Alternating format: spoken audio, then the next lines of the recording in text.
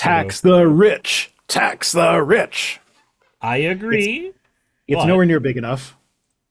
Yeah, my concern is almost always going to be, I agree with this in principle. Is it going to be enough? No. But Washington doesn't have income tax. So this is like the first income tax that Washington has passed. So for the first income tax ever to be like, it's just 10% on people that make a shit ton of money.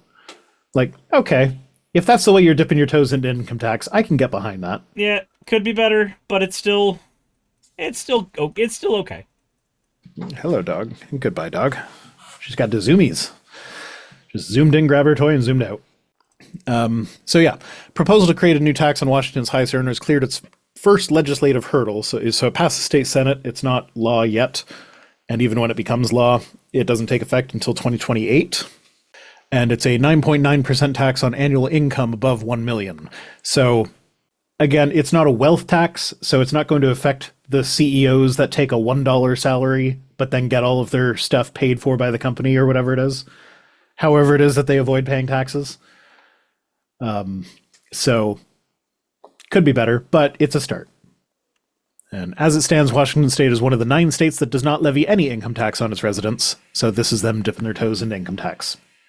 Hey, fuck, I gotta do my taxes. Hey, so do I.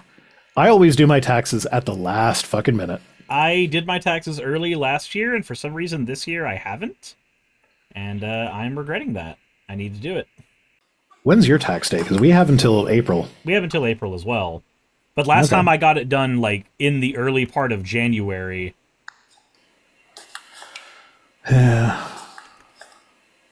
April 15th. I think we have until the end of April. So the proposal would generate an estimated $3.7 billion each year once collections begin in 2028. So for state tax purposes, that's not a hell of a lot of money, but it's something. And the new revenue would be directed towards public education, early learning, childcare, and healthcare services. So good things to spend money on. Yeah. And educate the kids on why taxing the rich is necessary. Oh yeah, this was sent to me by my anonymous source. Should probably mention that. So, you know, the guy who doesn't want me to mention their name is bound to get pissed off if I don't mention that it's from them. Jesus.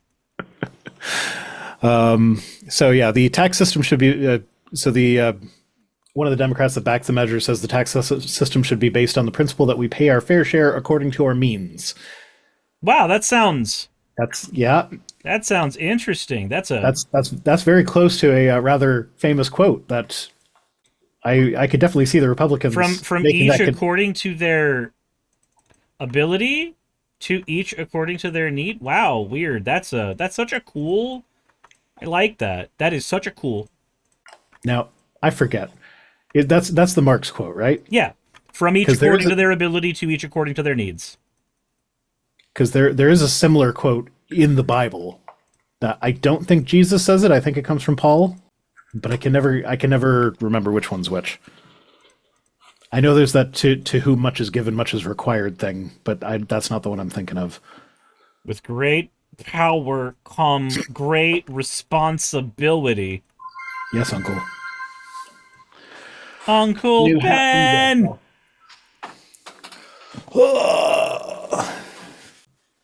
He makes good rice. You do make it a good rice. Yeah. She added, this is not about penalizing wealthy people. It is simply asking for proportionality in our tax structure at a time when the gap between rich and poor has never been greater. Great, but it does not go anywhere near far enough. Yep, but it is a step, and it is a step. You can't take... So, like, the other half of that is you cannot make progress without taking a first step, and then... Yes. And this is a first step, and that's fine. That sounds fine. Yeah.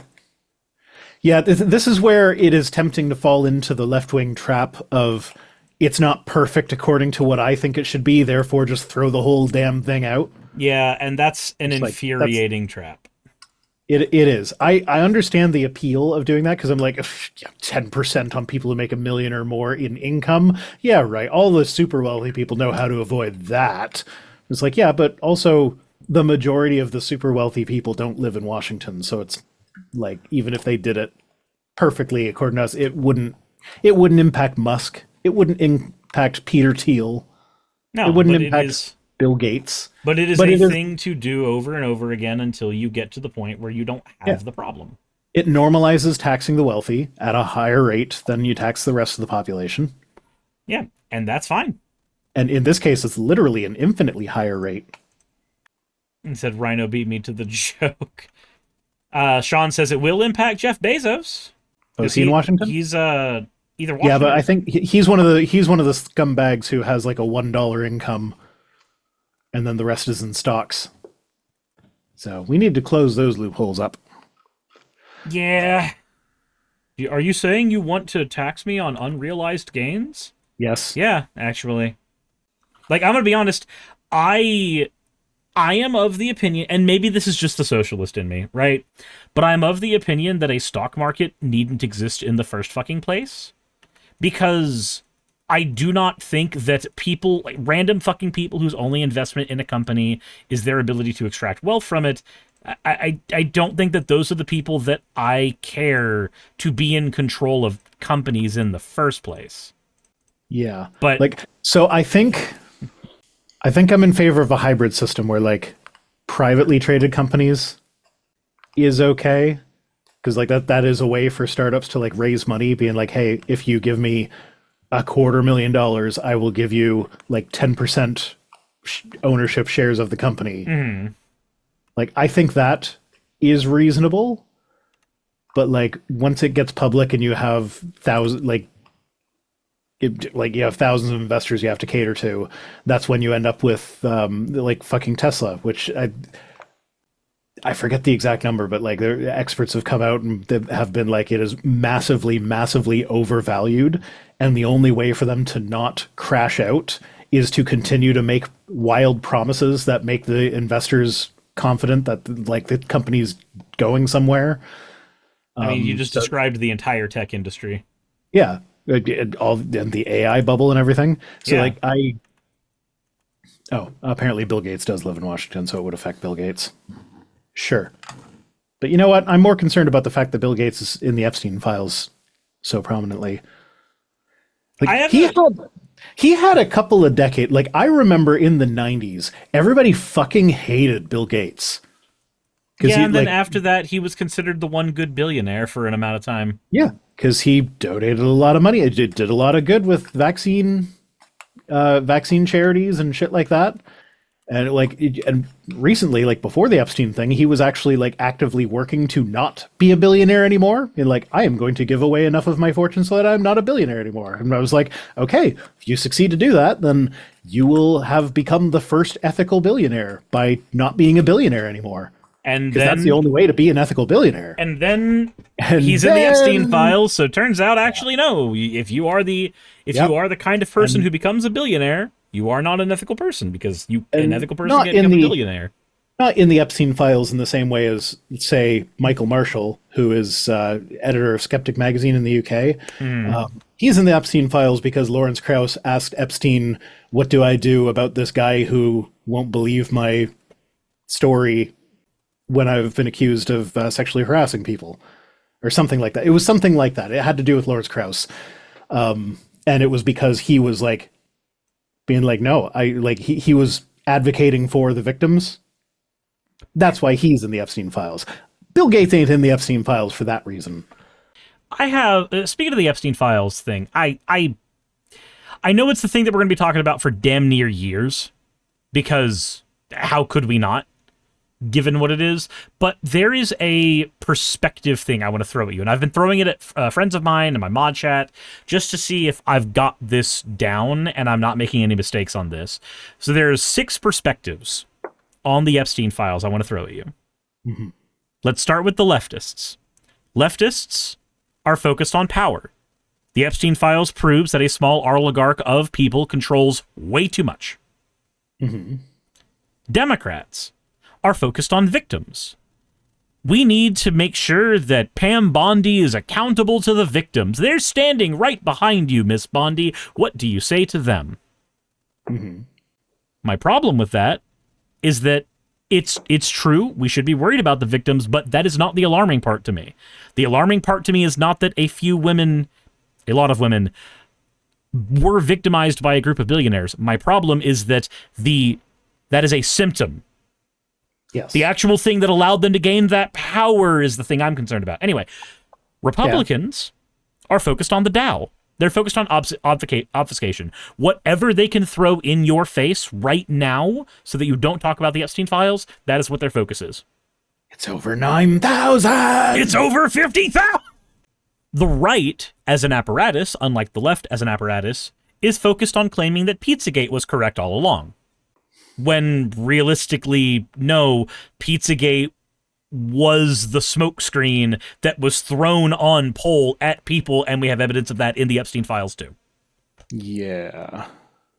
Then you have the bog standard people, your standard on the ground, like regular ass voters.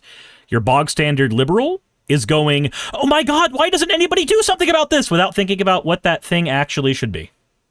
Why doesn't somebody do something about this? Okay, so do you want all the billionaires to die? Well, no, but okay, but that's what would need to happen in a lot of these cases. Like, what do you do with somebody who is immune to any kind of punishment whatsoever and has $1 billion between you and them?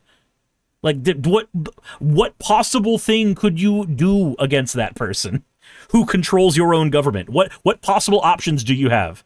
Rework the world economy so that it's not capitalist based, so that their money means nothing anymore. And that is where you go back to the leftist focused on power.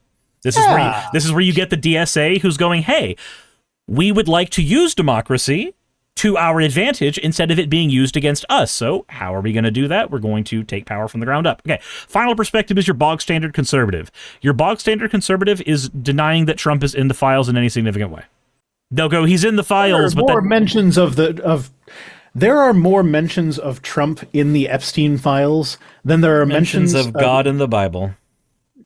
No, slight correction there, Cyrus. There are more mentions of Trump in the Epstein file than there are words in the Bible. Jesus Christ. I didn't know it was quite that much, but it is. There's like 700,000 words in the Bible. There are over 1 million mentions. I mean, that's what we've been hearing from the congressional reps that have access to the unredacted files. The ones that we have access to, it's only a few tens of thousands. Jesus fucking Christ. But had you not heard that before? So the ones that I have heard have been, Trump is mentioned more times in the Epstein files than Harry Potter is mentioned in the book named after him. Trump is mentioned more times in the Epstein files than God is mentioned in the Bible, the Trump Bible, by the way. That was the one that I heard. So okay, those are the perspectives that I've seen and I've categorized in my head. Left is focused on power. Right is focused on Pizzagate conspiracy stuff. Republicans are focused on obfuscation. Dems are focused on a super narrow application of the Epstein files and not. They will never go far enough with it. And your bog standards are going, why is nothing happening? Or they're going, actually, no, Trump isn't in the Epstein files. What are you talking about?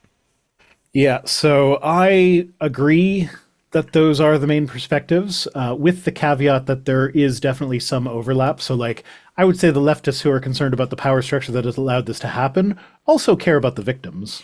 Oh, no, it's not that they don't care about the victims. I'm talking about their major focus. Yeah.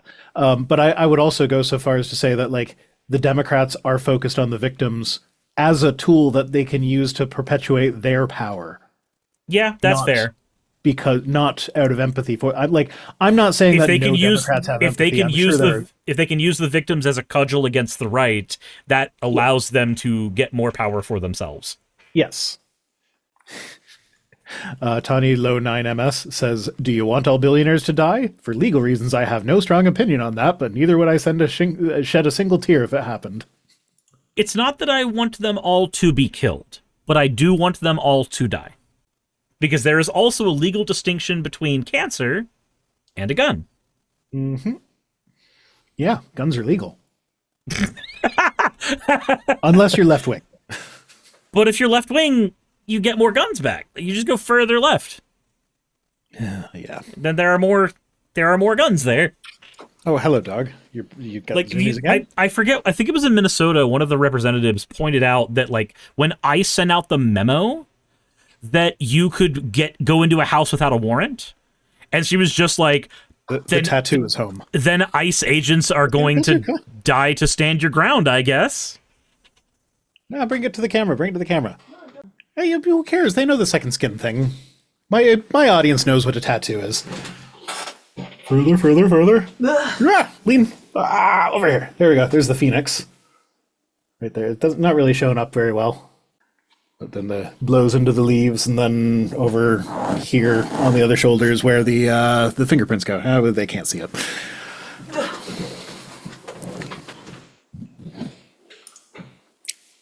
Guess what our first news story was tonight? Trump died? No. That you have a ring now. Oh, yeah, I did. Hey, you made it to the end. I want to give an extra thanks to the patrons who allow me to do this full time. I want to thank Aaron Rail, Astral, Britzkrieg, Jemshin, Poundini, Red Joker, Victoria, Jonas, Craig, Tarika, Fireshard, Smiling GM, John, Dren Hadamada, Creeper, Sagitta, you know I'm not saying that last part, Valis of Sereth, Ottoman Angel, Rooster Rachel, and Fire Panda, who are all my $20 and up patrons.